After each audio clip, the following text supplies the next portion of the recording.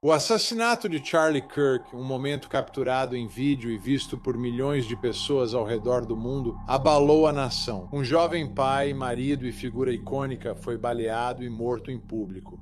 O assassinato foi chocante, mas então veio a investigação e a prisão.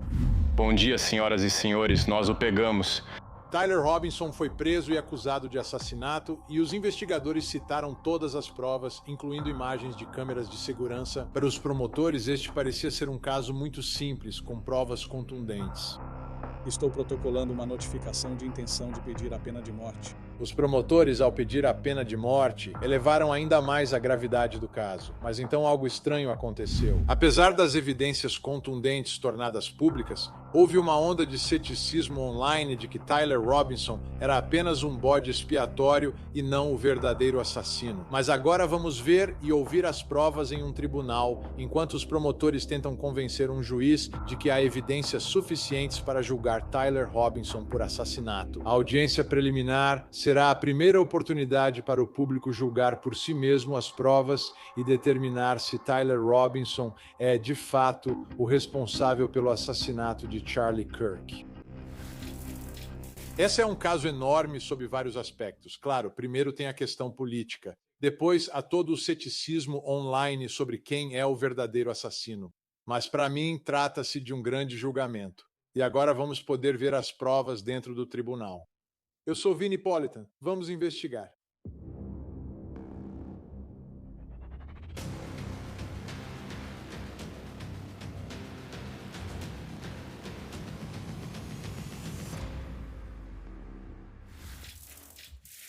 Não importa como você olha para esse caso, eu sempre volto ao fato de que Charlie Kirk era um pai e um marido, antes de qualquer outra coisa. E este é um caso de assassinato. Crianças que não têm um pai, uma esposa que não tem seu marido, uma família que foi impactada para sempre, crianças cujas vidas vão ser tão diferentes. E essa é a realidade desse caso. E isso não o torna diferente de qualquer outro assassinato. Quando um ente querido é morto, a família é impactada antes de tudo. Mas todos nós sabemos que Charlie Kirk era uma pessoa muito pública, uma figura pública, e ele estava discursando naquele dia e isso que ele fazia para ganhar a vida. A questão com Charlie Kirk é que ele defendia a liberdade de expressão. E para mim, é por isso que considero esse assassinato em particular tão ofensivo como americano. O direito constitucional de dizer o que você quiser dizer. E ser morto exercendo seu direito dado por Deus como americano, para mim, é ofensivo. Bem, este julgamento é sobre quem está sendo acusado de fazer isso e o nome dele é Tyler Robinson. E o fato que, acima de qualquer outro, me faz acreditar que as provas neste caso são fortes, que de fato é Tyler Robinson, é a forma como ele se entregou, foi convencido pela família a se entregar. Um pai convencendo seu filho, um pai convencido de que seu filho é responsável por esse crime. E esse não era um pai que queria prejudicar o filho. Esta é uma família e eles perceberam o que tinha acontecido aqui. E para mim isso é muito convincente. Se é convincente em um tribunal é diferente. Para mim é como uma confirmação da força das evidências neste caso. O que eu penso não importa, o que importa é a opinião do júri. Mas agora trata-se das evidências apresentadas ao juiz, porque o juiz precisa decidir nesta audiência preliminar se há ou não provas suficientes para que este caso vá a julgamento. Então vou levar você para dentro do tribunal. A primeira testemunha a depor, Chris Bagley, ele é policial da Utah Valley University, ou era na época. Ele não é só um policial investigando, ele estava lá naquele dia. Portanto, é testemunha do que ocorria enquanto Charlie Kirk era assassinado. E para entender o depoimento dele sobre o que viu e o que fez, primeiro quero mostrar onde ele estava naquele dia, no momento em que Charlie Kirk foi baleado e morto. Então, se você der uma olhada, esse é mais ou menos o ponto de vista dele, só que ele está no telhado desse prédio. E se você pausar aí por um segundo, pode ver o topo da tenda. O topo daquela tenda é onde Charlie Kirk estava quando foi baleado. O policial Bagley está no topo do telhado daquele prédio. É este prédio. Agora estamos olhando para ele por trás. Você vê a tenda e depois vê o pátio. Agora, se pararmos aí por um momento e olharmos para a grande bandeira dos Estados Unidos, esse é o telhado onde o policial Bagley estava. É ali que ele está observando o que está acontecendo e a tenda está logo abaixo dele. Mas ele conseguiu ver Charlie Kirk, pelo menos parte de Charlie Kirk, enquanto isso estava acontecendo. Então eu quero levar você para dentro do tribunal e vamos ouvir o testemunho dele sobre o que ele observou naquele dia, nos momentos em que Charlie Kirk foi baleado e morto. Você estava protegendo o corredor do Hall of Flags, certo? Sim, No lado sul. sim. Você pode descrever o que estava vendo? O que você observou? Naquele dia eu observei Charlie voltando, cumprimentando algumas pessoas, tirando fotos com elas. Depois ele passou por baixo do Hall of Flags e foi para sua tenda. E ele estava lá respondendo perguntas e conversando com as pessoas que iam até ele. A tenda que você menciona é a que vimos montada no pátio? Sim, aquela tenda branca quadrada. A de cobertura branca. Sim. Ele estava debaixo dela. Avance para cerca de 12h20 ou algo assim. Então, um pouco depois do meio-dia, da hora do almoço. O que aconteceu? O que você viu e ouviu? Eu ouvi uma pessoa conversando com Charlie e por acaso olhei por cima da grade mais ou menos nessa hora. Eu só via o lado direito do ombro do Charlie, pois ele estava sob a tenda, então apenas esse lado do corpo ficava visível. Ele estava respondendo a uma pergunta, uma criança perguntou algo para ele e então eu ouvi um tiro. Você sabe que horas eram? Sim, Que horas eram? 12h23. O que você viu? Naquele momento eu vi ele se inclinar para a esquerda. Quando você diz ele está falando do Charlie? Vi ele indo para a esquerda porque já não enxergava mais o lado direito do corpo dele. Então ele foi mais para debaixo da tenda, para o lado norte da tenda, então para a esquerda. Ok. Você pode descrever isso? Isso é incomum, certo? Você tem um policial investigando esse caso. Normalmente os policiais só nos informam depois que os fatos já ocorreram. Mas ele é uma testemunha de tudo enquanto está acontecendo e realmente viu Charlie Kirk ser baleado e, mais importante ainda, também ouviu o disparo. Vamos assistir a mais um pouco. Descreva como os outros presentes reagiram. Sim, então todo mundo começou a se levantar e a correr e ficou uma situação mais caótica. Antes de prosseguir, pode descrever melhor? Você disse que o Sr. Kirk estava respondendo perguntas e conversando. Sim, Havia outras pessoas presentes? sim. Tem ideia de aproximadamente quantas? Como você descreveria isso com suas palavras? No meu ponto de vista, eu diria que, quando eu estava lá em cima olhando para baixo, eu diria que havia várias milhares de pessoas, porque tinha gente na grama, estava lotado no anfiteatro, todo mundo sentado na grama. Tinha gente em pé lá atrás, ao longo do cimento. Havia pessoas no segundo nível, do Sorensen e perto do prédio Woodbury. Nesse outro nível, muita gente assistia em pé. Estava bem cheio, com vários milhares de pessoas. Você mencionou, então você disse que ouviu algo. O que foi que você ouviu mesmo? Eu ouvi um tiro. Certo. E você pode descrever a reação do Sr. Kirk? Isso aconteceu ao mesmo tempo em que você ouviu o tiro? Sim. Foi Quando ele caiu para a esquerda, sim, você viu a reação da plateia? sim.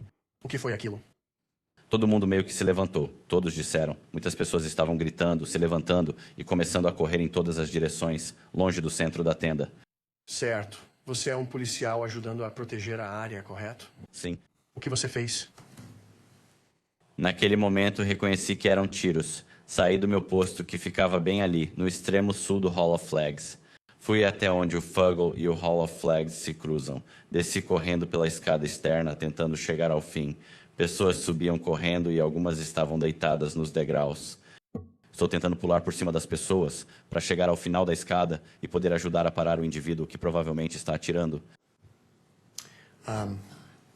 Espere, o que aconteceu ali? Só para lembrar a diferença entre nós e eles. Estou falando sobre as autoridades policiais. A gente ouve os tiros. Estamos procurando abrigo. Estamos nos afastando disso. Ele está correndo em direção aos tiros para tentar ajudar e salvar os outros. Vamos assistir. Excelente. Ao chegar ao final das escadas, fui informado pelo rádio que o atirador estava sob custódia. Então Então pensei, isso foi rápido, provavelmente por ser perto e termos um indivíduo sob custódia. Outro policial avisou no rádio que já tínhamos o suspeito. Então decidi que, já que a ameaça havia sido neutralizada, agora eu poderia avaliar se havia alguém ferido e começar a procurar por qualquer necessidade médica naquele momento. Comecei a vasculhar a área e, enquanto fazia isso, procurava por qualquer pessoa que estivesse ferida. Vi uma criança no chão, que estava mais ou menos no segundo ou terceiro nível, na grama, ao lado de uma cadeira de rodas, e ele estava quase tendo convulsões. Achei que ele tinha sido baleado e falei com o pai correndo. Ele disse que o menino só teve uma convulsão e estava bem, sem ferimentos. Então percebi que não havia outros ferimentos visíveis naquele momento. Certo. Sua atenção foi chamada para mais alguma coisa naquele momento? Sim, depois que afastamos algumas pessoas, percebi que precisava preservar a cena, pois era uma cena do crime. Com minha experiência e treinamento, decidi que era hora de isolar a cena e preservar o máximo de evidências possível. Comecei a tirar as pessoas da grama e do pátio, pois sabia que ali era a cena do crime. Enquanto começávamos a tirar aqueles caras dali, eu e meu chefe Long, que estava ao meu lado. Olhei para baixo e vi um coldre de pistola vazio que estava bem em cima da grama.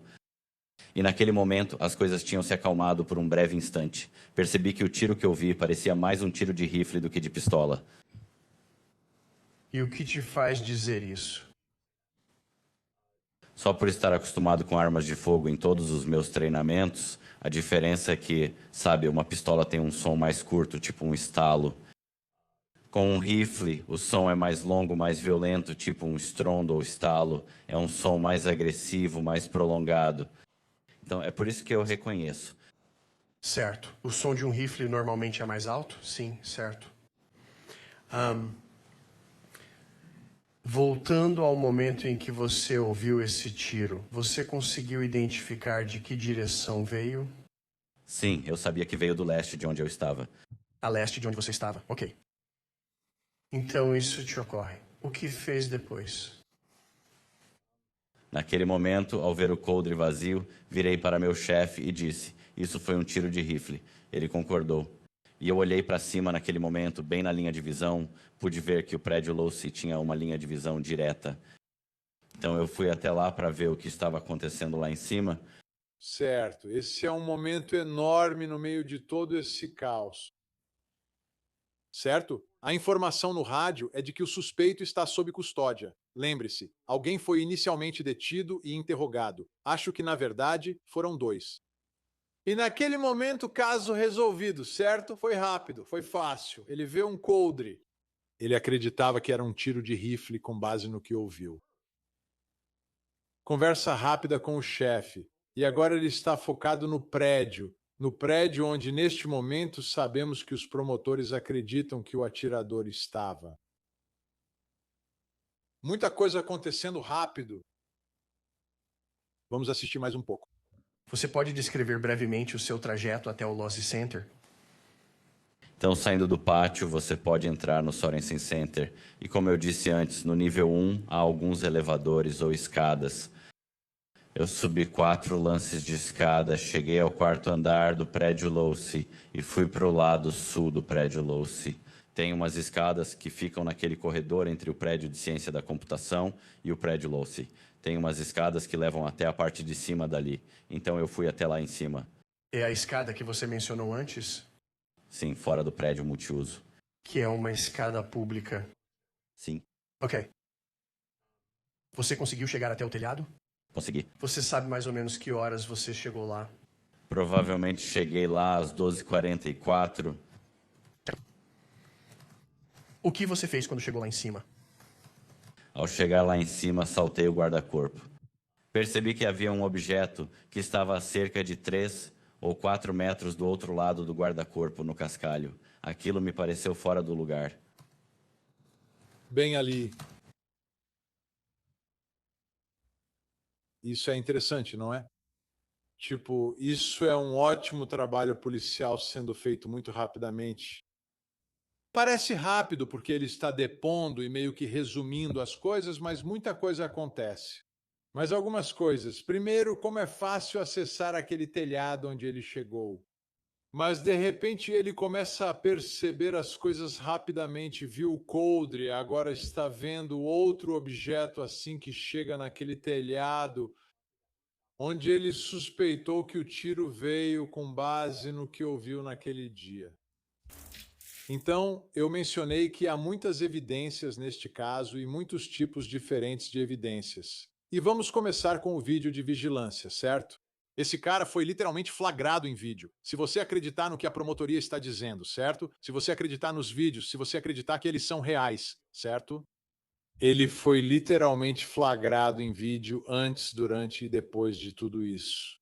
E o vídeo dele durante isso, embora você não consiga identificá-lo pelo vídeo, é uma prova direta. Isso é apresentado como prova direta do próprio atirador, certo? Então você tem uma prova direta ali, além da prova circunstancial do vídeo antes e depois.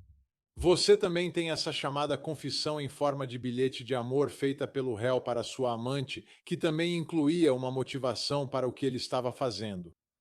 Certo? Eu vou atrás dele. Esse cara está cheio de ódio, e assim por diante. A amante dele está passando por uma transição. Tudo isso é prova direta. Se você está dizendo, se você está admitindo ter feito algo, isso é uma prova direta do crime, certo? Suas palavras. Novamente, se você acredita que ele escreveu o bilhete e que aquelas são suas palavras, isso é uma prova direta. Também é um caso de DNA.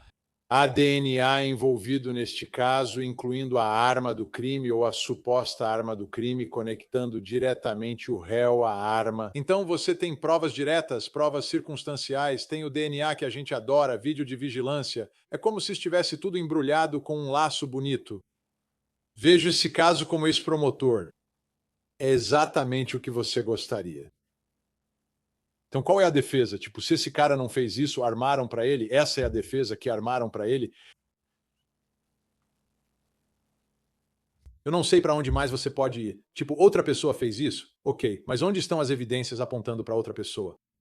E não diga que eles não fizeram uma investigação completa, porque eles fizeram.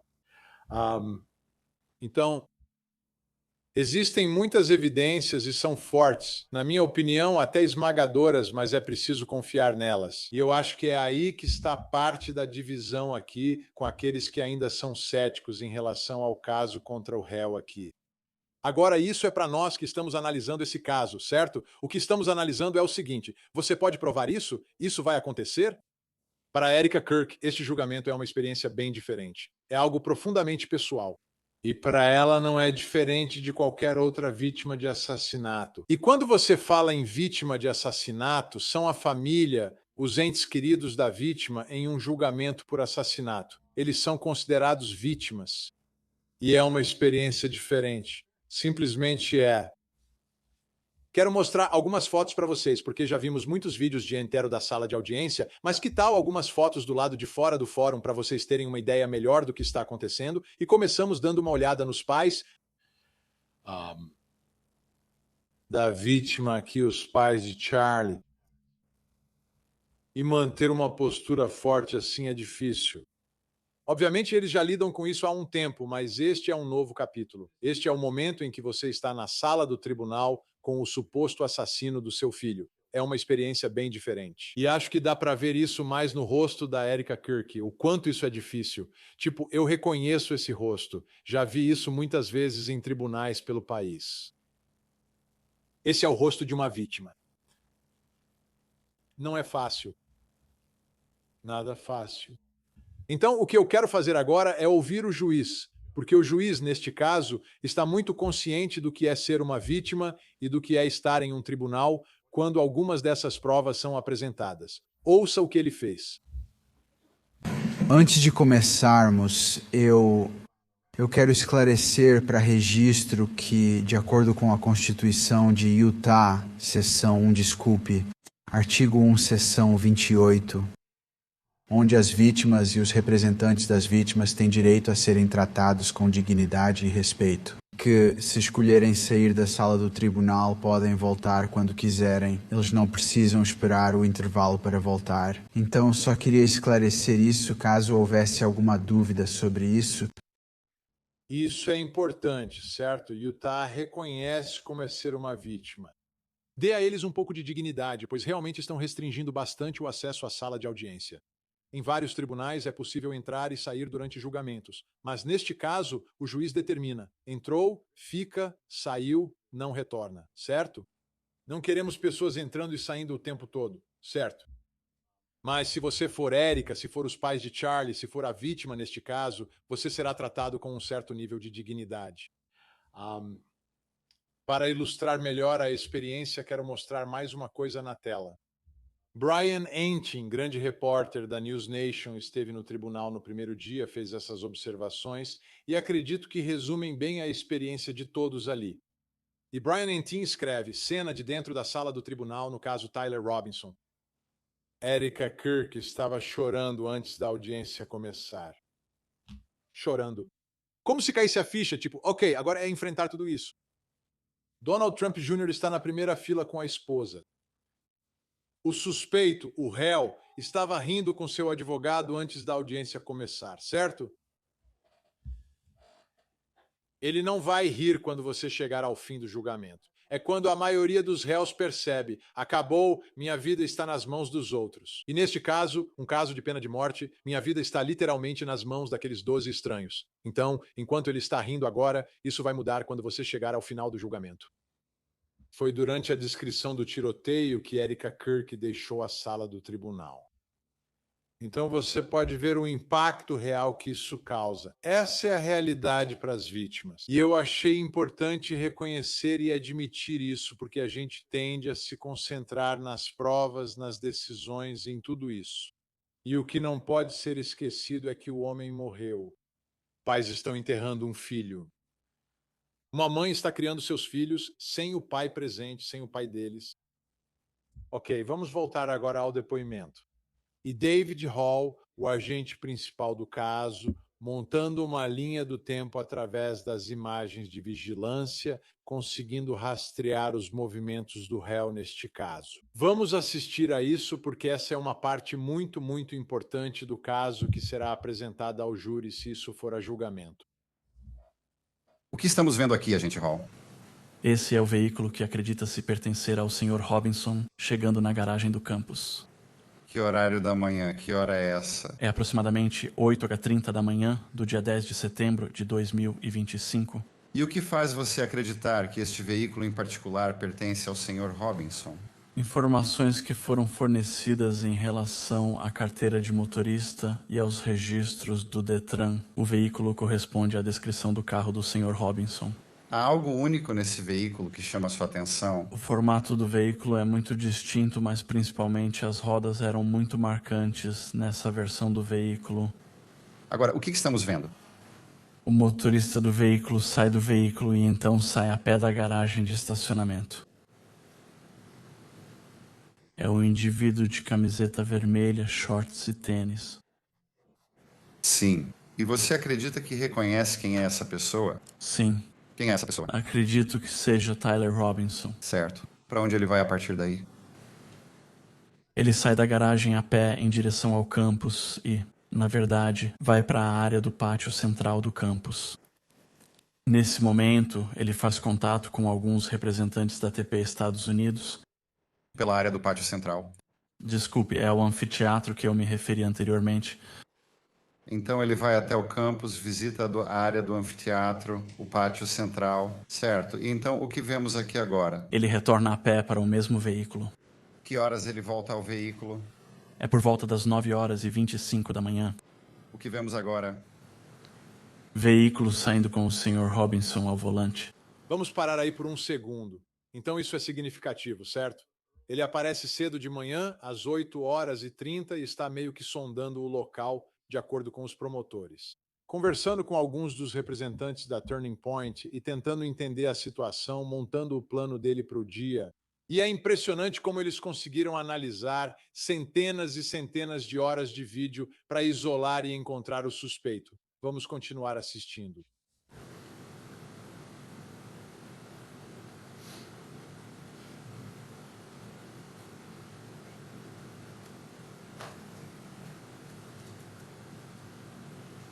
Agora, o que vemos? Este é o Sr. Robinson retornando ao campus a pé, vindo do bairro ao nordeste. Ele está com as mesmas roupas do vídeo anterior. Ele carrega uma mochila azul. Descreva as roupas. É uma camiseta cor de vinho com shorts cinza ou verde oliva e tênis Converse. E a que horas ele voltou para o campus? Logo depois das 10 da manhã, E ele sai do estacionamento em algum momento? sim, ele sai. Nessa visita, você sabe para onde ele vai após sair do estacionamento? Sim, rastreamos os movimentos dele no campus. Ele foi ao Chick-fil-A no prédio Sorensen, comprou comida, sentou-se e comeu. Então, me desculpe. Onde ele comprou a comida? Chick-fil-A no Sorensen Center. E onde fica isso em relação ao anfiteatro ou ao pátio? Fica mais ou menos no lado nordeste do anfiteatro. Ficaria na parte de trás, na borda superior do anfiteatro, o mais distante possível de onde estava a tenda em que o Sr. Kirk estava. E de lá para onde ele vai? De lá, ele atravessa o campus, atravessa a Campus Drive e entra numa área arborizada que fica mais ou menos no lado nordeste da Campus Drive. Depois retorna para o campus. Percebemos nesse momento que ele não está mais carregando a mochila que usava originalmente. Ele passa pelos prédios Gunther e de Ciência da Computação. E então, desculpe, e depois ele vai para onde? Depois atravessa para a grade que dá acesso ao telhado do prédio Lowe. E de lá? De lá, ele desce as escadas e sai do campus a partir desse ponto. E por volta de que horas foi que ele saiu do campus essa segunda vez? Você sabe?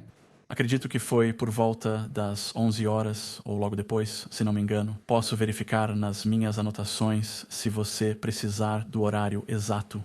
Sim, se não se importar. Pouco antes das 11 horas, ele saiu do campus. O que vemos exibido aqui agora... Pode prosseguir. Este é um vídeo do Sr. Robinson retornando ao campus da mesma forma que fez anteriormente, a pé. E isso leva apenas um momento. Vamos pausar aí por um segundo. Então, se você se lembra das evidências quando elas surgiram originalmente, ele chega ao campus, entra na garagem, mas depois estaciona fora do campus e então caminha até o campus. Você se lembra que havia um vídeo dele andando pelo bairro, um vídeo da câmera de campainha mostrando ele realmente no bairro? E agora, enquanto o observamos, as roupas mudaram. Ele está usando roupas diferentes, não está mais de shorts, agora está de calça comprida. E repare no jeito que ele anda, porque a alegação dos promotores é que a arma está dentro da perna da calça dele. Vamos assistir. Por que? Deixa eu te perguntar. Você acha que esse é o Sr. Robinson voltando ao campus? Sim, acredito que sim. O que faz você acreditar que é o Sr. Robinson? Os sapatos são os mesmos. E as imagens que temos são da minha observação e de ver o Sr. Robinson no vídeo é a mesma pessoa. Este é um caso construído com base em provas forenses, provas diretas, provas circunstanciais e depoimento de testemunhas oculares. Para mim, Lance Twiggs é uma testemunha-chave nisso tudo. Lance Twiggs será a principal testemunha do caso. Esse é o colega de quarto e amante do réu. Aparentemente, ele estava em transição na época. E isso é importante porque o que Lance Twiggs fornece para o juiz e, em última análise, talvez para o júri, é o motivo da acusação, que é o suspeito, o réu, tem um amante que está em transição. E todo esse tipo de coisa está no lado oposto do espectro político e religioso em que Charlie Kirk se situa. E é como resultado desse conflito que ele quer acabar com a vida de Charlie Kirk e simplesmente calá-lo permanentemente para que ele não espalhe suas crenças. Certo. Agora Lance Twiggs é a testemunha-chave, mas na audiência preliminar você não o verá, pois ele testemunha por uma declaração gravada feita em sua primeira entrevista. E essa declaração supostamente implica ainda mais o suspeito em tudo isso e, de certa forma, confirma algumas das evidências para os promotores. Então, isso é importante. É uma evidência importante para a acusação, mas não é testemunho presencial, e sim uma declaração gravada. Trata-se de uma audiência preliminar. O juiz permitiu apesar da objeção da defesa. Enquanto isso, somando essa prova às outras provas que já vimos, as outras evidências em vídeo que estavam rastreando o suposto atirador no telhado. E há uma imagem tirada que meio que acompanha para onde o suposto atirador está indo, como ele acaba no telhado, como ele depois sai do telhado e foge da cena, certo? Provas convincentes da promotoria capazes de rastrear a pessoa que eles acreditam ser responsável por tudo isso. Apesar de todas essas provas, certo? Os céticos não estão convencidos online. Eles ainda não estão convencidos. E muitos deles estão até questionando se a pessoa que está sendo rastreada naquele vídeo é de fato o próprio réu. É ele! É ele! Bem, aqui está uma imagem dele de óculos escuros e chapéu. E esta é a imagem da pessoa que foi capturada. E é essa pessoa que eles seguem por todo lugar. Agora coloquei ele na tela ao lado de uma imagem que sabemos ser do suspeito. Se pudermos segurar aí por um segundo. Não quero perder essas imagens tão rápido. Então, do lado esquerdo, esta é a imagem do suspeito que está sendo acompanhado no vídeo. Acompanhado em vídeo até o telhado, como vemos à direita, certo? É a mesma pessoa? Vamos continuar. Vamos dar uma olhada na próxima imagem, porque o que eu quero comparar aqui é se ou não... Tudo bem, segure a imagem aí para que possamos vê-la por um momento. À direita, claramente o suspeito, o réu em tudo isso. À esquerda é a mesma pessoa? É a mesma pessoa? Os céticos dizem que não, não é.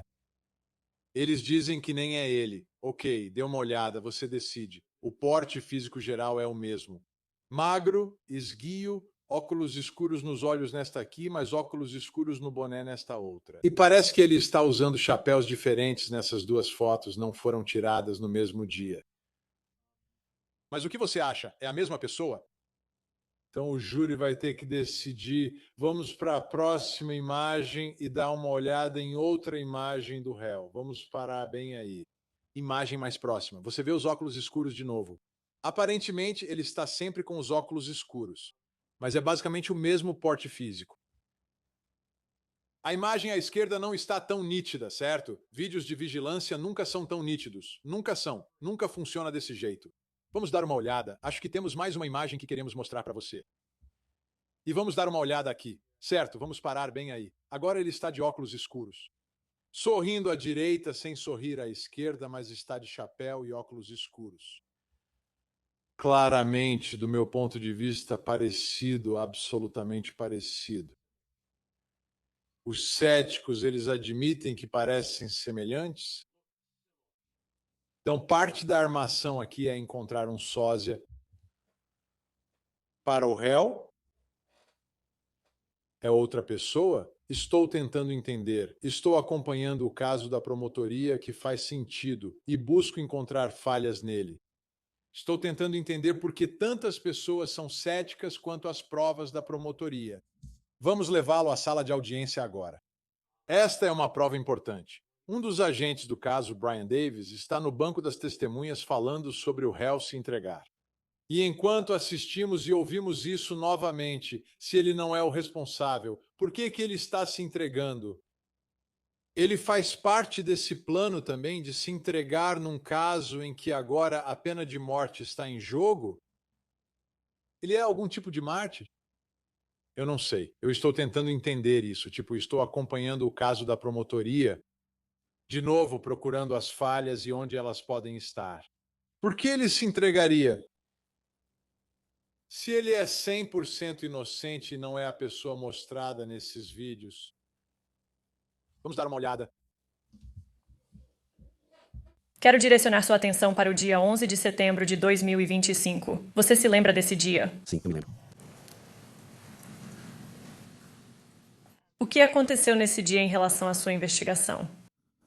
Passei o dia no posto de comando com várias tarefas. Naquela noite, era por volta das 20h30, acredito eu, do dia 11. Recebi uma ligação do sargento Ellis Schultz pedindo que eu viajasse para St. George. Quem é o sargento Ellis Schultz? De qual agência é o sargento Ellis Schultz? Da SPI. Ele pediu que você fosse para St. George? Correto. Qual o motivo declarado para isso? Recebemos informações de que um indivíduo estava se entregando, já havia se entregado ou iria se entregar à polícia em relação ao seu envolvimento no incidente, o tiroteio no campus da Universidade de Utah. Desculpe, quando você recebeu essa informação ou ligação? Por volta das 20h30. Você foi até St. George? Fui sim. Em que dia? No dia 11 de setembro, Após aterrissar em St. George, para onde você foi?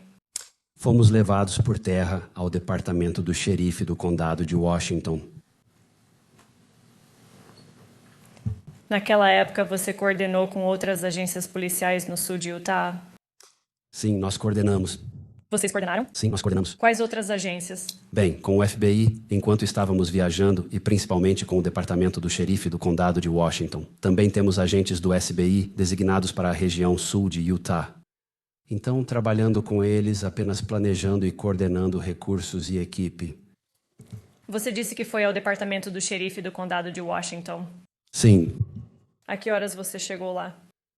provavelmente por volta da meia-noite, ou talvez um pouco antes da meia-noite do dia 11. O que aconteceu depois? Então encontramos vários outros investigadores, agentes e detetives lá, junto com alguns outros promotores. Havia também alguns promotores federais presentes. E a partir daí começamos a fazer planos, determinando como lidar com a situação ali. Você mencionou que o motivo de ter ido até lá foi porque lhe disseram que uma pessoa queria se entregar. Está correto. Você viu essa pessoa? Sim, eu vi. E onde essa pessoa estava naquele momento? Ao chegarmos, entramos na sala onde estávamos, um dos escritórios deles, com cubículos. Na parede havia uma TV, um monitor de televisão, onde eu vi um indivíduo naquela tela que estava sentado em uma das salas de entrevista mais acolhedoras. Aquela sala está equipada com um dispositivo de gravação de áudio e vídeo, então eu o observei naquela tela naquele momento. Você sabe a que horas aquele indivíduo chegou ao departamento do xerife do condado de Washington? Me disseram que ele chegou lá por volta das 21h naquela noite. E ele estava com mais alguém? Sim, ele estava. Ele tinha ido lá com os pais e um amigo da família. Você conversou com essa pessoa de quem estamos falando? Sim, conversei. Você conseguiu o nome dele? Obtivemos o nome e a data de nascimento dele. Qual era o nome dele? Tyler Robinson. Ele te disse isso pessoalmente? Disse sim. Você mencionou que outras pessoas foram até lá com ele. E então você também disse que meio que coordenou com a equipe de policiais que estavam lá. Essas outras pessoas foram ouvidas pela polícia? Foram. Vamos passar por eles. Só um segundo. Enquanto vemos essa tomada ampla, podemos ver o suspeito observando cada momento de tudo isso. Ele não é burro. Na verdade, ele é um estudante bastante inteligente, ou já foi um estudante inteligente em algum momento. Mas ele está se entregando. Ele está se entregando. Os pais convenceram ele a fazer isso, né? Tem DNA ligado a esse caso, tem vídeo de vigilância ligado a esse caso, as supostas confissões feitas, comunicações com Lance Twigg ligadas a esse caso. Todas as evidências apontam para um lado só.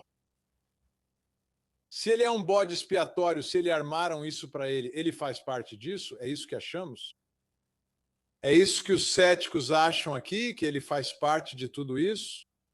Que estão usando ele e quem está usando ele? Tipo, como estão entrando em contato com ele? Tipo, uma coisa é apontar coisas que não fazem sentido ou dizer que tem algumas perguntas sobre isso, porque nem tudo é sempre claro em um julgamento criminal.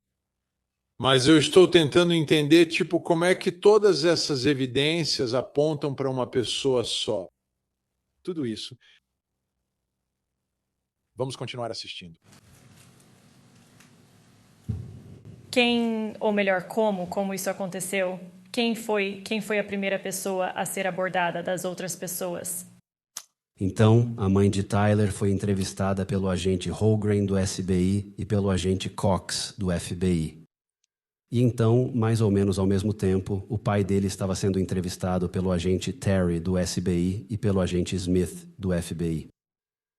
E também, naquele momento, o amigo da família Mike Mitchell foi entrevistado por outros agentes também. E você disse que essas entrevistas estavam sendo conduzidas simultaneamente? Sim. Você fazia parte da entrevista com algum dos pais do Tyler? Sim. Sim, eu e o agente Folger. Eu me expressei mal antes. Eu e o agente Folger entrevistamos a mãe. Certo, vamos deixar isso claro no registro. Então, o agente Folger, de qual agência ele é? Do FBI. Você entrevistou a mãe do Tyler? Sim, está correto.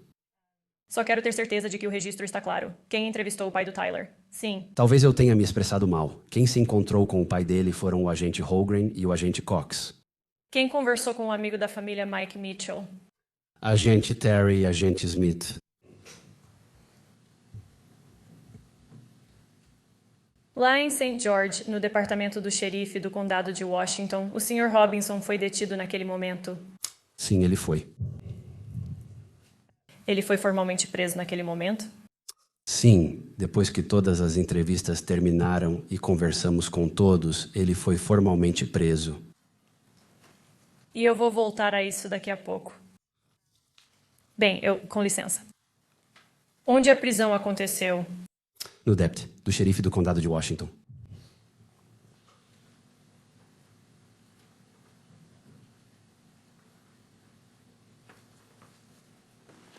E em que data isso aconteceu?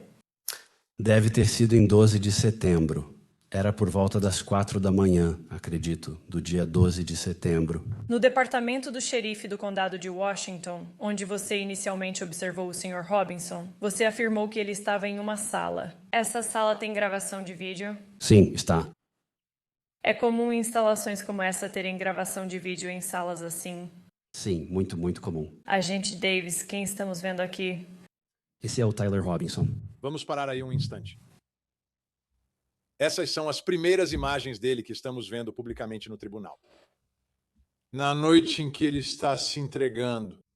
Não é a noite em que descobriram quem era ou quem achavam que era e o rastrearam até a casa dele e entraram com armas em punho. Não, essa é a noite em que ele está se entregando. Aliás, só para constar, podemos notar que ele está de chapéu preto. Ele está com uma camisa vinho, que acredito ser da mesma cor da camisa que ele usava no dia do tiroteio antes de trocar de roupa.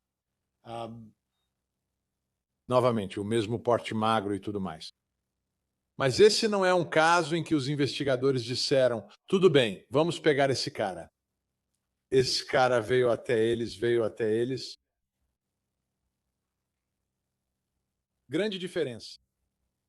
Grande diferença. Então eu quero começar novamente com a vítima neste caso. Erica Kirk é o marido dela, Charlie, que foi baleado e morto, e ela não está feliz. E ela não está feliz por causa da falta de total transparência durante o curso desta audiência preliminar. As evidências estão sendo apresentadas. Evidências que os promotores acreditam que provam que o réu é culpado, evidências do que ele fez, e nem todas estão sendo exibidas na sala de audiência. Nem tudo está sendo mostrado na televisão. Então, o público não está vendo ou ouvindo todas as evidências do caso. Erica Kirk não está satisfeita, porque, do ponto de vista dela, isso alimenta as pessoas que acreditam que outra coisa aconteceu, que esse réu é algum tipo de bode expiatório e que outra coisa aconteceu, e ela não acredita nisso. Ela não acredita em uma grande conspiração, mas que esse é o cara responsável. Se as provas são ocultadas do público, isso reforça quem acredita que o governo está envolvido ou escondendo algo. O juiz é quem está tentando equilibrar tudo isso. Ele precisa equilibrar os direitos de uma vítima, como Erica Kirk e os pais de Charlie, os direitos do público em um julgamento público de ver e ouvir o que está acontecendo com os direitos do réu de ter um julgamento justo. É isso que ele tenta equilibrar durante o processo. Um dos motivos da preocupação dele com o equilíbrio é que a vida do réu está em jogo, pois este é um caso de pena de morte. Então o juiz quer ser cuidadoso, quer garantir que ele proteja os direitos do réu, porque casos de pena de morte são os que recebem mais escrutínio, especialmente em recursos. Em um caso assim, você não quer julgar duas vezes, certo? Pergunte ao pessoal que processou Alec Murdaugh se querem julgar o caso de novo, pois precisam refazer após erros. Essa é a preocupação do juiz. Mas para os promotores provarem esse caso, o ex é a chave. Lance Twiggs, seu ex-companheiro de quarto, seu ex-amante, essa é a chave do caso. Ele é quem tem as informações mais importantes. Agora, no dia 20 de abril, ele participou de uma entrevista por Zoom com os promotores. Ele fez isso porque eles não queriam trazê-lo ao tribunal para testemunhar. Eles só queriam usar a entrevista dele. Assim, ele não é interrogado pela defesa, certo? É isso que está acontecendo. É estratégia. E o juiz permitiu isso.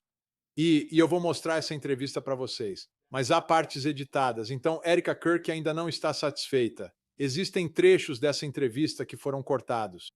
Mas vocês vão ver e ouvir uma grande parte do que Lance Twiggs disse na entrevista dele de 20 de abril. Às vezes, a tela fica preta porque estão vendo provas que os promotores não quiseram mostrar durante a audiência ou entrevista no Zoom. Eles analisaram isso no tribunal depois. Então vou contar alguns desses detalhes. Vamos ver agora. Este é Lance Twiggs, o amante, o motivo disso tudo. Segundo os promotores, vamos assistir. Você conhece Tyler Robinson? Sim, conheço. Ou, bem, sim, conheço. É o mesmo Tyler Robinson acusado de atirar em Charlie Kirk? Sim. E você diria quando foi que conheceu Tyler pela primeira vez? Acho que foi em 2023, mas já conhecia o Tyler antes. Foi a primeira vez que o vi pessoalmente. Ok. E como você descreveria seu relacionamento com o Tyler quando o conheceu pela primeira vez? Quando o conheci pela primeira vez, eu não o conhecia muito bem. Ele era apenas um novo colega de quarto. Então, eu sabia que ele conhecia meu grupo de amigos e que gostava de jogar, mas só isso, quando nos conhecemos, quando ele se mudou. Certo. Então, em algum momento, o relacionamento de vocês deixou de ser só de colegas de quarto, não foi? Quando isso aconteceu? Acho que começamos a namorar 2 ou 3 meses depois que ele se mudou. Certo. Onde você morava naquela época? St. George, em um conjunto de apartamentos. E esse apartamento é o mesmo lugar onde você morava no dia 10 de setembro? Sim. Quando você morava com Tyler, dividiam o mesmo quarto ou tinham quartos separados? Quartos separados. E naquela época, digamos setembro de 2025, o que você estava fazendo da sua vida? Você estava trabalhando, estudando? Eu estava trabalhando. Eu estava fazendo conserto de banheiras e chuveiros e essas coisas em construções novas. Certo. E o Tyler? Acho que ele estava trabalhando também. Acho que ele trabalhava para uma empresa elétrica como eletricista e também estudava em uma escola técnica para se tornar um eletricista de nível mais avançado. Não tenho certeza de como funciona o sistema de profissões, mas acho que ele era os dois. Como era um dia típico de trabalho? Acho que ele saía por volta das 7, geralmente, e voltava entre 3 e 4, dependendo de onde era o trabalho e quanto tempo durava no dia. E então, em certos dias da semana, durante os semestres escolares, ele então, mais tarde no dia, acho que por volta das 5 ou 6, ia para a escola. Então? Certo. Vamos para o dia 10 de setembro. Ele passou a noite no apartamento da noite de 9 de setembro para 10 de setembro. Na virada para o dia 10 de setembro, sim, ele passou. Sim. Você sabe quando ele saiu do apartamento no dia 10 de setembro? Eu não sei o horário exato, só sei que ele saiu cedo. Eu ouvi ele saindo e ele só disse que tinha uma longa viagem até o trabalho naquele dia, então ele estava saindo cedo. Ok, então cedo. Algum palpite de... Quando foi isso?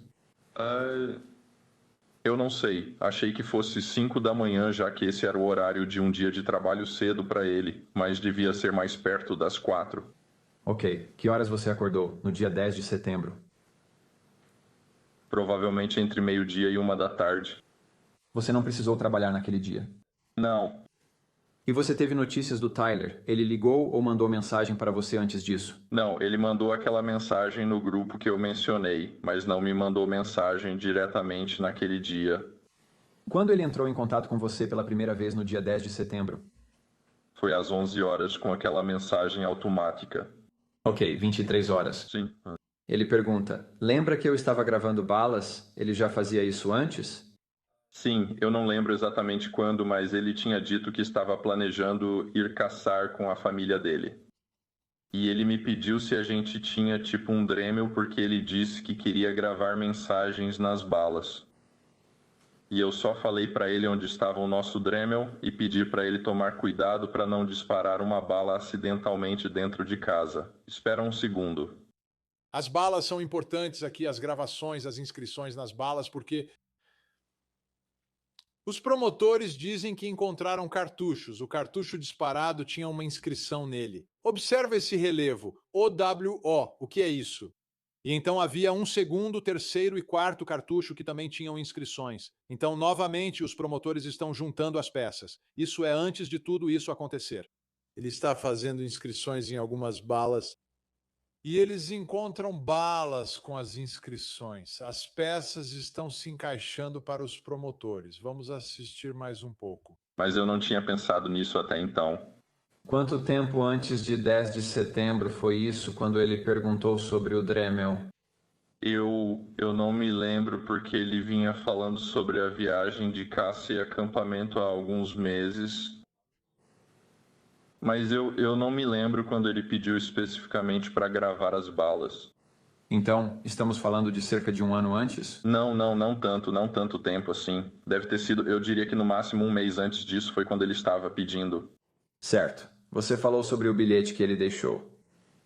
Quero falar sobre isso. E devo dizer que essas mensagens de texto que estamos vendo aqui são... Número Bates 54. Certo. As anotações... Eu intitulei como 16,3 com uma anotação. E este é o número de Bates 58. Você reconhece aquilo ali na tela? Sim. Você reconhece isso como sendo o quê? Essa era a nota embaixo do teclado dele a qual ele se referiu na primeira mensagem daquela sequência. Então, onde você encontrou isso? Na mesa dele, embaixo do teclado do computador dele. O que? Eu suponho que você leu. Sim. E o que você fez depois de ler isso? Acredito que só coloquei de volta na mesa depois que tirei uma foto. Certo. E novamente você leu provavelmente por volta das 11 horas do dia 10. Sim. Na noite de 10 de setembro? Certo. Esta é a evidência mais importante para os promotores vinda de Lance Twiggs. Ele deixou um bilhete sob o teclado e tirou uma foto. Agora, esses bilhetes e tudo da audiência são apresentados como prova por outra testemunha, certo? Através do agente do caso, não através de Lance Twiggs. No entanto, ele está autenticando os documentos.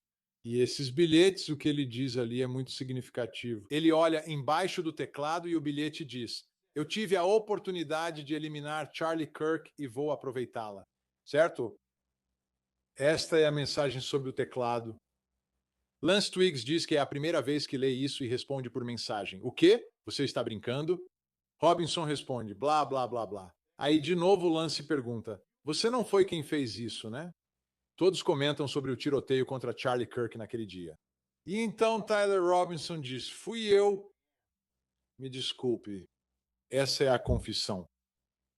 Essa é a suposta confissão que os promotores vão usar como prova neste caso. E ela vem diretamente do réu para seu colega de quarto e amante na noite do tiroteio. Vamos ouvir um pouco mais. Você viu isso de novo após devolvê-lo à mesa dele? Não, acho que não vi. Era uma escrivaninha no quarto dele? Sim. Esse é um quarto separado do seu. Sim, tá. E agora eu quero passar para o que foi intitulado 16.2. E você reconhece essa série de mensagens aqui? Sim, esse era o garçom, tipo o amigo dele que eu estava mencionando. Esse é seu telefone novamente? Sim, Presumo que você reconhece por causa da grande rachadura na parte de cima. Então isso é um servidor. Isso é o Discord? sim, isso é o Discord. E quem são os membros desse servidor? Não quero nomes, só de forma geral. Quem são essas pessoas? Esse é o grupo de amigos dele. Eles jogavam D&D juntos toda semana. Ok. E eu só quero rolar isso aqui para ter certeza de que vou ter a chance de dar uma olhada. Devo ir para a próxima página? Sim, Então, Tyler e Con, quem é esse? esse é o Tyler Robinson. Essas outras pessoas são apenas outros membros do servidor. Sim, Judge Barnaby Marina, mestre? Sim. sim. Tipo, DM significa mestre das masmorras. Então, a maioria são nomes que eles estão usando no jogo, que estão jogando atualmente. Entendi. Sim, parece que a última mensagem do Tyler foi às 20 horas. E você sabe que dia teria sido esse? 20 horas do dia 10 ou do dia 11? Eu acho que teria sido no dia 11, Ok. porque pelo menos eu acho que sim, porque eu não acho que no dia 10 ele tenha mandado mensagem pra alguém antes de mim, tipo às 11, então E ele se entregou no dia 11, né? eu achei que sim, é. Certo. Então, de novo, essas mensagens cobrem do dia 10 de setembro até a noite do dia 11 de setembro. Agora, no dia 11 de setembro, você viu o Tyler? Sim, Quando você o viu pela primeira vez em 11 de setembro, isso foi um dia após o tiroteio. Sim. eu vi ele quando acordei. Como eu disse, ele estava acordado e andando, fazendo várias coisas pela casa. E então eu acho que vi ele depois daquela mensagem em que eu disse que ia para casa e que ia dizer que estava lavando roupa, porque eu não queria que ele fosse para casa dos meus pais naquele momento quando ele disse que provavelmente tinha policiais lá fora. Então eu voltei para casa e só ele estava lá, eu me despedi dele e aí ele foi embora de carro. Então eu simplesmente voltei para casa dos meus pais. Então ele agiu de forma errática. Ele estava andando de um lado para o outro? Ele estava só sentado relaxando? Não. Ele estava andando bastante por aí. E isso dentro de casa. E ele falou sobre o que tinha feito? Ele não entrou em detalhes.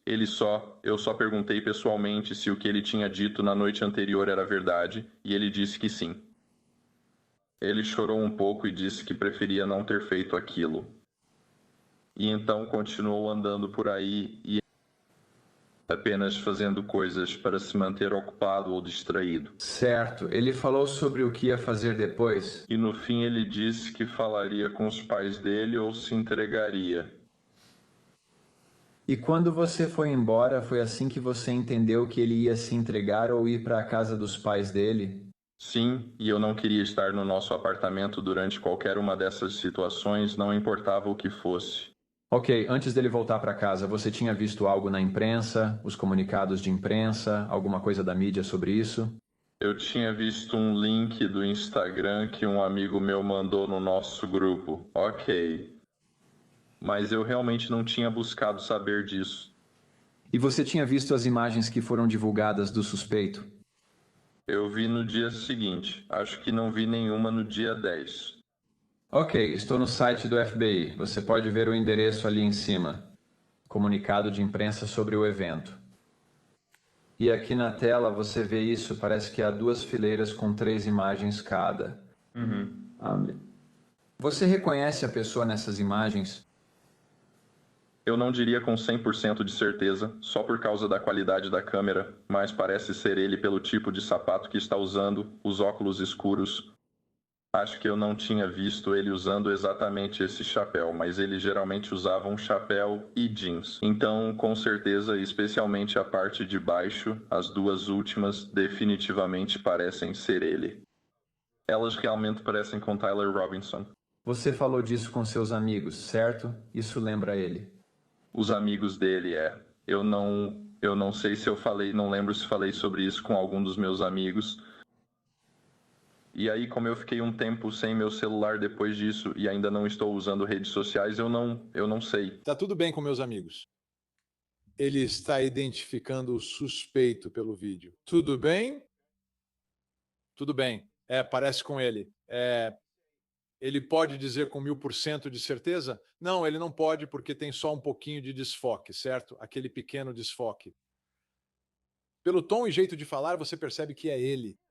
Tipo, ele é meu colega de quarto, ele é meu namorado. Eu sei como ele se parece, é ele. Os sapatos, os tênis, sim, é ele. Essa é uma identificação importante. Identificação significativa. Vamos ouvir mais. No do meu amigo. Então você e ele já conversaram sobre política? Ele acompanhava mais do que eu. Eu realmente não acompanhava muito política e ainda não acompanho. Ele geralmente falava sobre coisas que ouvia no rádio no caminho para o trabalho e no carro que usavam para ir ao trabalho, já que parece que toda a equipe ia no mesmo carro na maioria das vezes. Mas eu não diria que era algo super frequente, porque não era um assunto em que eu realmente contribuía muito. E quanto ao Charlie Kirk, ele já falou sobre o Charlie Kirk? Pessoalmente, eu nunca tinha ouvido ele falar sobre o Charlie Kirk antes, especificamente. Ok. E quanto a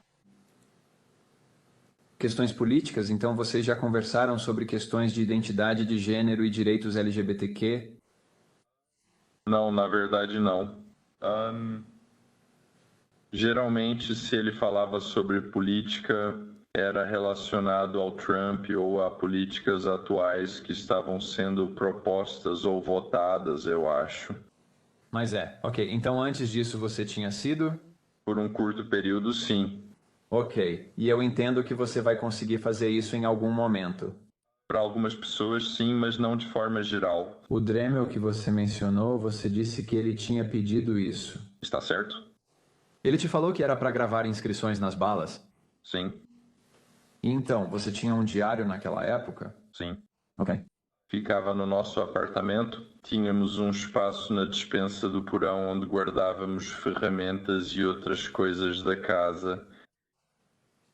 Então, Certo. E você deu isso para ele ou disse onde estava? Eu só disse para eles onde estava, sim. Não canso de repetir que este é um caso forte. Os promotores têm provas fortes, apesar de algumas manchetes que estou vendo online falarem que o caso da acusação está desmoronando, se desfazendo. Não sei de onde eles tiraram isso. Eu sei do que estou falando. Eu venho cobrindo os julgamentos de maior destaque do país há décadas, por mais tempo do que qualquer um aqui na Cor TV. Então eu já vi muita coisa. Já vi casos de grande destaque, já vi casos fortes, já vi casos fracos, já vi casos com falhas, casos com... Este é um caso forte. Vamos analisar um pouco do que eles têm. Eles têm uma confissão. Você tem uma confissão registrada em uma mensagem de texto. Isso é o que chamamos de prova direta do crime. Você não está argumentando que este é um caso puramente circunstancial. Não, este é um caso que também tem provas diretas. Uma confissão do réu registrada em uma mensagem de texto. Os promotores adoram isso. E nem é uma confissão obtida pela polícia como algum tipo de confissão forçada ou coagida. Essa é uma confissão feita no dia em que aconteceu, em uma mensagem de texto para sua amante. Também há imagens de câmeras de segurança. Essa prova em vídeo é forte. Você está rastreando o réu o dia todo. Quando ele chega no campus, cada vez que ele entra e sai, você tem os registros de horário, você tem ele andando com uma roupa, você tem ele andando com outra roupa, você tem ele andando normalmente, você tem ele andando com essa perna estranha, rígida. Agora, ou você tem ele em vídeo, ou você tem o sósia dele em vídeo. O sósia que, aliás, está dirigindo quase uma réplica exata ou uma réplica exata do carro dele. Então tem isso também. E também o fato de que esse réu se entregou, como se ele soubesse que estavam chegando perto dele. O próprio pai dele reconheceu a arma. O pai dele está convencendo ele a se entregar. Ele não quer submeter a família dele a uma operação da SWAT. Ele sabe que vai ser preso. Ele se entrega. Ele sabe a força das provas. Ele não está negando isso. Mas isso não vai impedir a defesa de lutar. Eles vão revidar, claro que vão. Eles sempre agem assim. Em todos os casos que cobri, a defesa fez algo. Eles não apenas dizem, acho que as provas parecem ruins, não temos um caso. Eles apresentam declaração de abertura, argumento final e uma teoria. Eles têm uma abordagem, seja lá o que for, e isso é diferente em cada caso. O interessante aqui é o que a defesa fará. A defesa vai adotar a narrativa pública que está circulando entre uma certa parcela da população, seja essa porcentagem 20, 30 ou 40%, que acham que tem algo mais acontecendo aqui, que esse cara é um bode expiatório. Eles vão adotar isso? Meio parecido com o que vimos no caso da Karen Read. A diferença no caso da Karen Read foi que o público adotou a narrativa da equipe de defesa. Aqui, eu fico me perguntando se a equipe de defesa vai adotar a narrativa do público, que foi gerada através das redes sociais e outros lugares. Certo, então vamos ter uma ideia. Na audiência preliminar, a defesa chamou algumas testemunhas. Eles decidiram chamar 2 testemunhas do ATF. Essas pessoas trabalham para acusação e investigação do caso, mas a defesa acredita que essas testemunhas tenham evidências que possam ajudar a defesa. Então, a primeira é Caitlin Oliver, uma bióloga forense do ATF. Vamos ouvir a inquirição da defesa, o exame direto da defesa. Nenhum dos depoimentos em nenhum dos 3 relatórios pode responder à pergunta de como e quando o DNA foi depositado. Isso é verdade? Isso é verdade. O DNA não pode indicar a atividade que levou ao depósito do DNA. E o relatório diz, em relação a essa questão, que com o aumento da sensibilidade das técnicas de DNA e softwares sofisticados, um perfil de DNA pode ser desenvolvido. Mesmo quando o contribuinte desse DNA nunca tocou no item ou a área que passou por coleta com SWAB. Alternativamente, o DNA de uma pessoa pode estar presente mesmo quando ela não esteve envolvida no crime. Você concorda com isso? Sim, novamente não posso dizer qual foi a atividade. Você pode explicar como é possível que um perfil de DNA seja desenvolvido mesmo quando o contribuinte desse DNA nunca tocou no item ou a área que passou por coleta com SWAB? Então é possível que, por exemplo, a caneta que você está usando durante a semana, se você a entregar para o juiz e o juiz depois a toca por um tempo e então eu faço a coleta. Isso não indica quem foi a última pessoa a manuseá-la. Eu poderia testar isso. Eu poderia obter os perfis de DNA de vocês dois. Eu não saberia qual pessoa foi a última a manusear esse objeto. Da mesma forma, se você tivesse muito DNA na sua mão e nós apertássemos as mãos. Eu então fui pegar uma prova material, uma arma. Eu toquei no gatilho dela. Seu DNA podia estar naquele gatilho, certo? É possível, sim, ok. Mesmo assim, você sabe. Tudo bem. Eles vão contestar o DNA dizendo que tudo foi transferido? Que alguém entrou em contato com o réu e então transferiu o DNA dele para tudo. Vão culpar quem? Lance Twiggs, o colega de quarto e amante dele? É por esse caminho que eles vão seguir? Vamos assistir. Mesmo sem nunca ter tocado na arma. Sim. E é por isso que, por causa dessas possibilidades, você não pode fazer nenhuma avaliação de como ou quando o DNA foi depositado, correto? Agora, o segundo relatório que você escreveu tinha a ver com um item Dremel que foi retirado da casa do Sr. Robinson. Correto. E você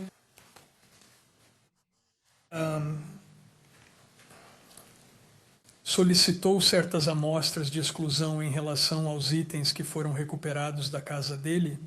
Sim. Então, uma amostra de exclusão é uma amostra retirada de um indivíduo conhecido, partindo do pressuposto de que ele pode ter tido contato com aquele item. Se eu fosse, por exemplo, coletar uma amostra do seu veículo, então eu iria querer a sua amostra de DNA como amostra de exclusão para excluir o seu DNA e procurar por qualquer DNA adicional que possa estar lá. Você afirma que eles são considerados contribuintes presumidos, porque dependendo do local, por exemplo, a casa de alguém, você esperaria, se houvesse várias pessoas naquela casa, que talvez todo mundo na casa pudesse contribuir para um determinado resultado de DNA? É possível.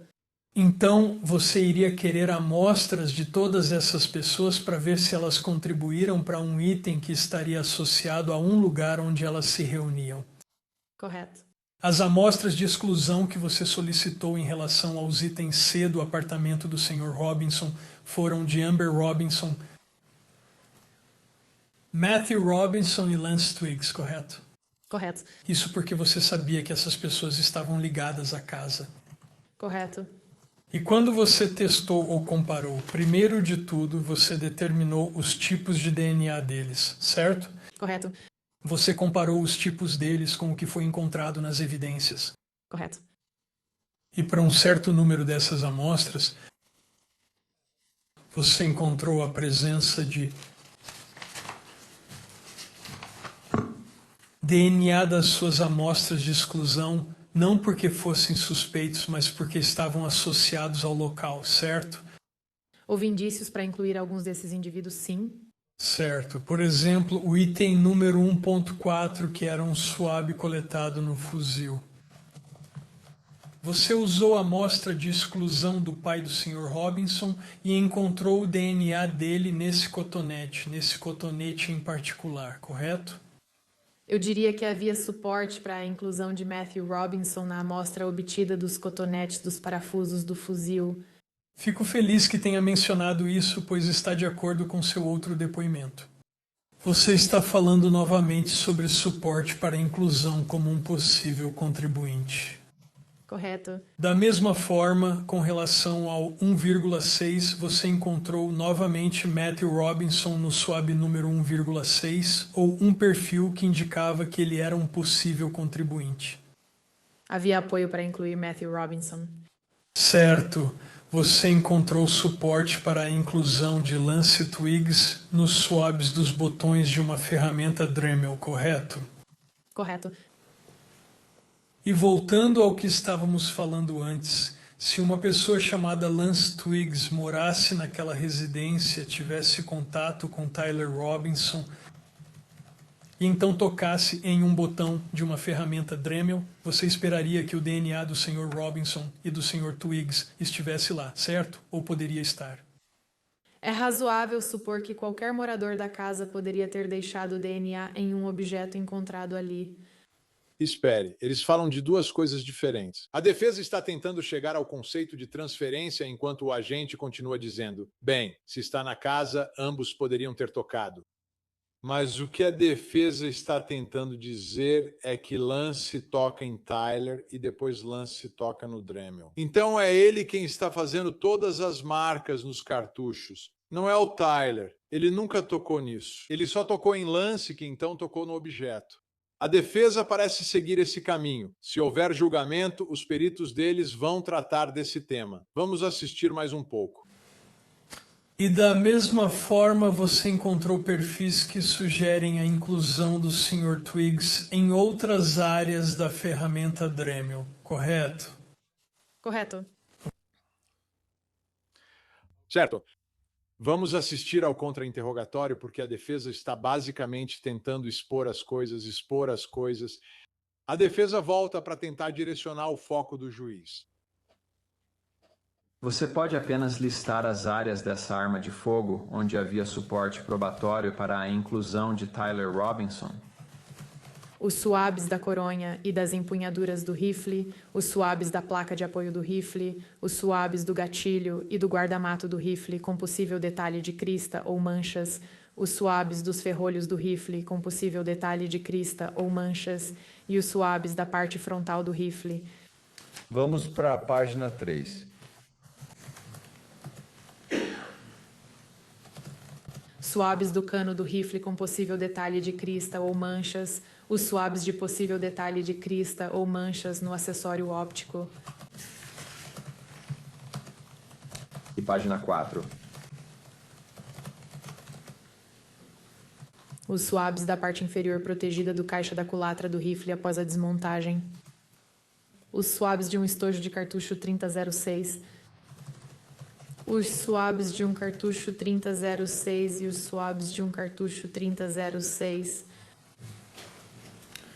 Vou te perguntar sobre algumas conclusões. Item 1.3. Sabe de onde veio aquele swab? 1,3 são os swabs do gatilho e do guarda-mato do rifle. Qual foi a sua conclusão sobre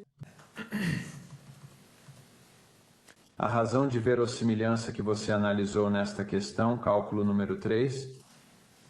Para esta evidência, o perfil de DNA era pelo menos 1 trilhão de vezes mais provável se tivesse se originado de Tyler Robinson como o componente principal e 3 indivíduos desconhecidos e não relacionados do que se tivesse se originado de 4 indivíduos não relacionados. Você diz que é pelo menos 1 trilhão de vezes mais provável. Pode ser um número bem maior que 1 trilhão, correto? É possível. Então, 1,13 são os cotonetes da parte protegida da parte inferior do caixa da culatra do rifle após a desmontagem. E 2,1 são os cotonetes de um estojo de cartucho 3006. Por que você agrupa esses dois juntos, os itens 1.13 e 2.1, nas suas conclusões aqui? Ambos eram misturas de 2 indivíduos, e ambos apresentaram uma razão de verossimilhança da mesma magnitude, então podem ser agrupados juntos. Certo. Qual foi a sua conclusão em relação a ambos quanto à razão de verossimilhança? Perfis de DNA são pelo menos 1 trilhão de vezes mais prováveis se vieram de Tyler Robinson como principal contribuinte e um desconhecido não relacionado do que de 2 desconhecidos não relacionados. E você também chegou a uma conclusão aqui sobre a estatística de probabilidade? Sim, então a probabilidade de um indivíduo não relacionado na população que não contribuiu com DNA para essas amostras apresentar esse nível de suporte, ou seja, apresentar essa razão de verossimilhança, é menor que 1 em 1 trilhão. A chance de o DNA no gatilho ser de outra pessoa era menor que 1 em 1 trilhão. Tipo, você está brincando comigo? Você está brincando comigo? Ok, mas espera, tem mais. Lembre-se, esse é uma testemunha de defesa. Vamos dar uma olhada aqui em outra especialista em armas de fogo do ATF. O nome dela é Samantha Carner, novamente chamada pela defesa. Vamos assistir ao depoimento direto e ao contra-interrogatório. Você concluiu aqui, não concluiu, que o fragmento da camisa do projétil da peça 6A não pôde ser identificado nem excluído como tendo sido disparado pela peça 1A, com base na correspondência de todas as características de classe discerníveis e na ausência de concordância suficiente ou discordância suficiente entre as características individuais. O resultado da comparação foi inconclusivo. Sim. Essa foi sua conclusão final, certo? Sim. Na próxima página, por favor, vá para 2 páginas adiante. Você tem um apêndice, não tem, onde explica o que significa inconclusivo. Próxima página, mais uma. Aí está. Quero te perguntar, porque não entendi direito o que significa inconclusivo. Você menciona motivos para um resultado inconclusivo. Incluem a presença de semelhança microscópica, que é insuficiente para formar a conclusão de identificação da fonte, a ausência de qualquer semelhança microscópica observada, ou uma semelhança microscópica, que é insuficiente para formar a conclusão de exclusão da fonte. Você poderia especificar qual dessas possibilidades existe neste caso? Esse foi um caso em que você tinha dissimilaridade microscópica, mas na sua opinião ela era insuficiente para formar uma conclusão de exclusão da fonte? Não, minha conclusão é inconclusiva, assim como está escrito no apêndice. Há uma falta de concordância suficiente e de discordância suficiente, então não consigo afirmar nem de um jeito nem de outro. Certo, mas acho que minha pergunta é: havia pontos de dissimilaridade entre o projétil questionado e os projéteis conhecidos? Novamente, não havia concordância suficiente nem discordância suficiente. Não havia consenso claro. Então, sim, houve momentos em que vi concordância nas estrias e nas impressões de cheios e raias. Também vi discordância, mas também havia muita falta de marcas microscópicas de valor para serem analisadas. Devido à pouca qualidade e quantidade de marcas, nunca houve concordância ou discordância suficiente para análise. Não foi possível identificar ou excluir. Certo. E é possível que projéteis disparados de armas diferentes tenham características individuais que pareçam bastante semelhantes? Sim, há ocasiões em que marcas de ferramentas feitas por 2 ferramentas diferentes são semelhantes, sim. Isso se compara? Parece que eles vão argumentar que havia um segundo atirador. É isso mesmo. E eles vão trazer um especialista para falar sobre como isso é diferente. Confia em mim, eles vão. Eles devem manter a teoria do segundo atirador. Vamos ver mais. A comparação mostrou características individuais indicando que foi disparado da mesma arma? Há características individuais, mas sem examiná-lo pessoalmente, não me sinto confortável em concluir. O resultado da comparação foi inconclusivo. Poderiam ser feitos mais testes para tentar descobrir algo, ou você já chegou a uma conclusão nesta rodada? Não restava nenhum teste que eu pudesse fazer. Existe algum outro teste que possa ser feito nessa área? Existe a possibilidade de usar um sistema 3D para visualizar as características individuais no projétil. Você consegue fazer isso no seu laboratório? Meu laboratório não possui essa capacidade. Você sabe se o laboratório do FBI tem essa capacidade? Acredito que sim. O advogado de defesa apresentou uma lista de armas de fogo que poderiam ter disparado esse projétil ou essa bala. Essa lista é abrangente? A lista não é completa. Houve alguma discussão sobre um projétil, especificamente o fragmento 6A da camisa do projétil. Você pode explicar o que é a camisa de um projétil? Sim, eu tenho um material demonstrativo. Posso usá-lo? Você está com isso aí? Sim, por favor, pode prosseguir. Então, isto é um exemplar ilustrativo de uma bala. O revestimento da bala se refere à parte externa da bala. O núcleo de chumbo estaria dentro da bala. Ao falar do revestimento, refiro-me só à parte externa, pois não recebi nenhuma parte intacta do núcleo de chumbo. Nessa situação, recebi um fragmento do revestimento de bala. O que significa dizer que é um fragmento?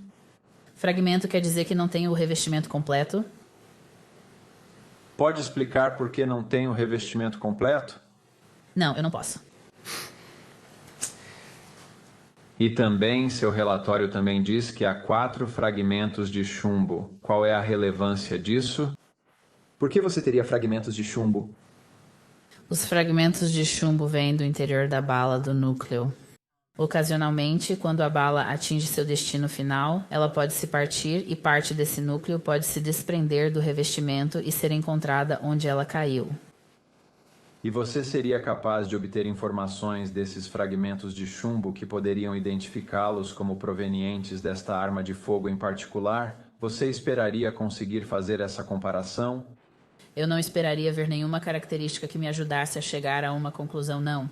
Por quê? Porque o núcleo de chumbo fica dentro da bala, as marcas das estrias vão ser impressas no revestimento ou no exterior. Então, quando ela está passando pelo cano, a parte interna não entra em contato com as estrias de forma alguma? Beleza. Eles vão levar isso adiante, alguns especialistas. Se esse fosse o único problema, tudo bem, talvez você tenha algo, pois é inconclusivo, mas há outras evidências nas quais os promotores vão se apoiar. O que você diz ou manda por mensagem de texto pode ser usado contra você em um tribunal. E acho que isso é algo que o réu, neste caso, está aprendendo. Nos momentos e nas horas após o ataque a tiros contra Charlie Kirk, os promotores dizem que este réu estava enviando mensagens de texto para seu colega de quarto e amante, Lance Twiggs. Essas mensagens de texto talvez sejam das provas mais contundentes do caso, se você confiar nas evidências, certo? Se você não acredita que alguém plantou as mensagens ou manipulou o telefone dele, mas se você acredita que essas mensagens de texto são legítimas, isso é uma prova contundente.